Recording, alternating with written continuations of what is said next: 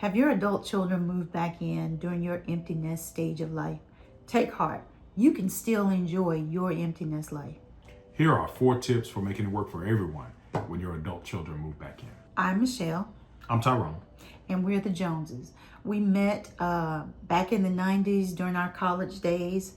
We got married. We had 3 amazing children. And now, 31 years later, we are officially empty nesters. So join us as we navigate this new chapter of life. We'll share tips, we'll share laughs, we'll share life lessons that we've learned along the way and help you navigate this stage of life no matter what stage you're in. Tip 1, communicate expectations. This is a crucial part of the process because everyone has changed. We're all adults now.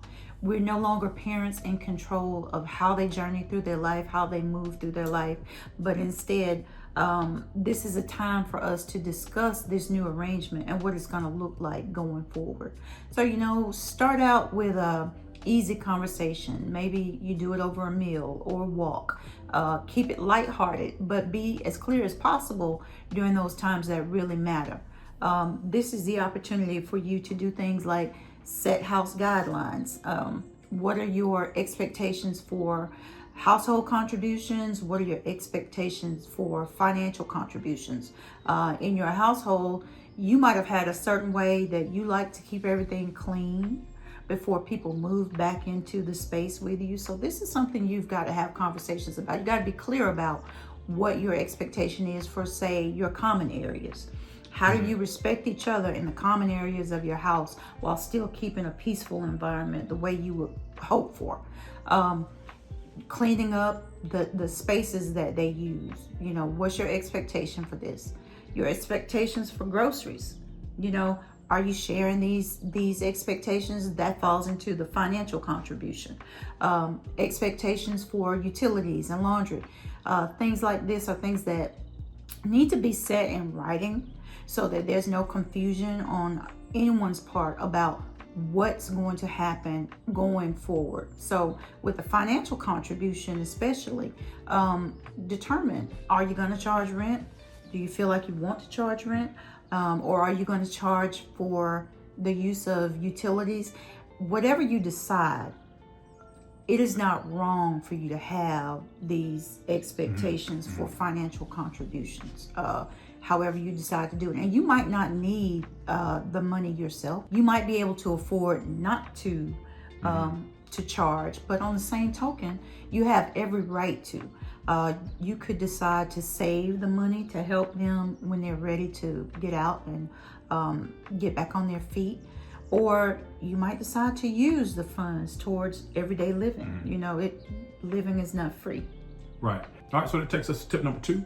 Tip number 2 is set markers and discuss a timeline.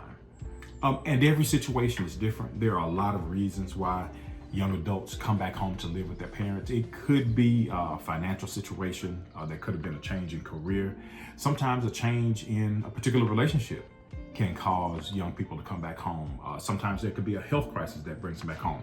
A lot of different things bring young adults back to the nest. And so it's important to create a timeline, to create some expectations based on whatever their particular situation is. Figure out together what progress looks like.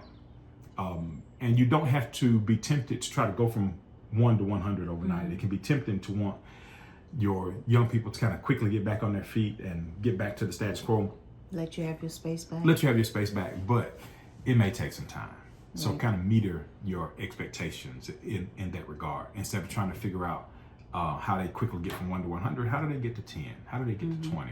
What does success in those ways looks like? And your expectations may depend on whatever situation it was that brought them home. So what does progress look like in that regard? If they came home because of some kind of health scare, what does progress look like in terms of the health, where they're confident enough and secure enough to go back out on their own? If it's for a financial reason, what does progress look like? What does success look like for them in that situation? Is it just getting a job? Is it having a certain salary or a certain amount in savings? The important thing is that often when kids come back home, they're looking for recovery from a setback. So what are the different stages of recovery look like for them in that particular situation? And don't think it'll be just a one conversation and you're done. This is an ongoing conversation, an ongoing way to check in with them to see how they're doing back on their road to recovery and confidence and feelings of independence. Tip number 3, resist the urge to rescue. This is very difficult for most parents because your first instinct, your primary reflex is to go in and fix whatever the problem is, because this is what you've always done.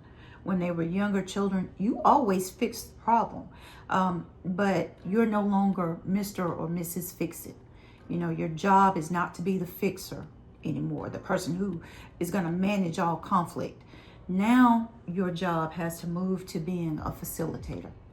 Now you're going to be a mentor, an advisor, someone who's going to offer guidance as they go through this journey of life and these changes in their own adult development, their early adult development. That takes us to our 4th and final tip. Continue to live your life. You earned this stage of life and you deserve it. When kids move back in, you don't have to go back to being a parent in the same way that you were when they were younger, when they were little, when they were teens. You provided for them, you raised them until adulthood. So now enjoy the things you intended to enjoy. If you had trips planned, go ahead and go on those trips. If you have date nights and things like that that you've established in your routine, continue with those things. With no one in tow. With no one in tow. You don't have to drag them along. You don't have to make sure they're included in the things that you plan for yourself as a couple, or if you're an individual. Enjoy those things that go with being an adult that's not taking care of small kids anymore. If there are things you need to do in the house where you need some time, don't be afraid, don't be ashamed to ask for some time alone in your house if that is what's valuable to you. Have fun. Be an empty nester. Enjoy empty nest life. You're still a parent, but you're a parent of an adult now rather than the parent of a child. So live like the parent of adult and go out and do your own adult things. Until next time. I'm Michelle. I'm Tyrone. And we hope to see you next time for our next video. If you enjoyed this video, if you stayed with us through the end, please like, subscribe, and leave us a comment. If you are living your best life, drop that comment into the comment section for us. Say, living your best life.